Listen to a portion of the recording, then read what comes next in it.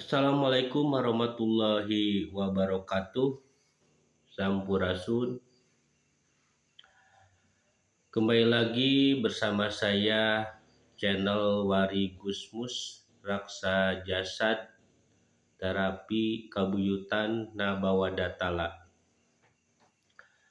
Pada kesempatan kali ini saya akan sharing mengenai 4 pola hidup sehat menurut terapi kabuyutan Nabawadatala Gusmus Raksa Jasad. Yang pertama adalah pola makan, yang kedua adalah pola minum, yang ketiga adalah pola tidur, yang keempat adalah pola pikir. Pada kesempatan kali ini saya akan menyampaikan sharing mengenai pola minum. Air adalah sumber kehidupan.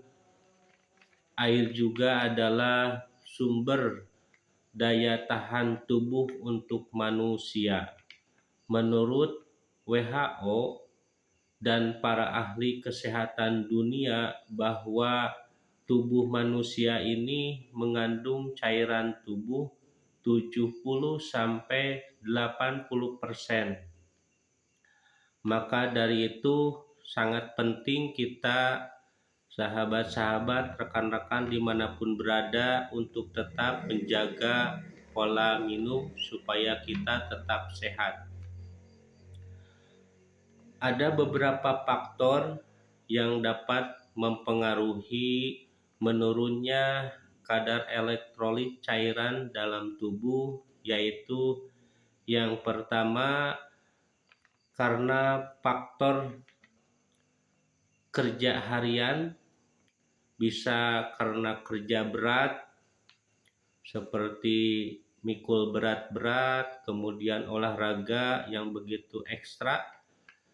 Kemudian faktor yang kedua adalah faktor keadaan lingkungan, misalkan di lingkungannya cuacanya panas sehingga mempengaruhi keringat banyak keluar dan menimbulkan kurangnya cairan.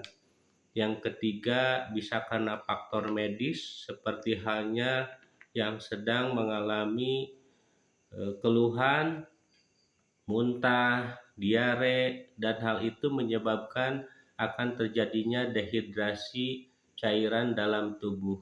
Yang keempat adalah faktor kehamilan atau menyusui, karena orang yang hamil atau menyusui begitu besar membutuhkan kadar cairan dalam tubuh. Apabila cairan dalam tubuh berkurang di bawah 70%, maka akan terjadi atau terganggunya beberapa organ dalam tubuh seperti halnya jantung. Ketika kadar airnya kurang, maka darah itu akan kental. Kedua, paru-paru. Ketika kadar air dalam paru-paru kurang lembab, maka akan terjadi kadar oksigennya menurun. Yang ketiga, organ usus kecil dan usus besar. Apabila usus kecil kurang cairan, maka akan terjadinya masalah di pencernaan dalam proses penyerapan metabolisme. Kemudian di usus besar apabila kurang cairan, maka akan terjadi BAB yang susah atau konstipasi, dan juga bisa menimbulkan fesesnya keras. Kemudian selanjutnya organ kandung kemih apabila kurang minum maka akan terganggu, dan organ ginjal sama juga apabila kadar airnya kurang maka akan terganggu pula.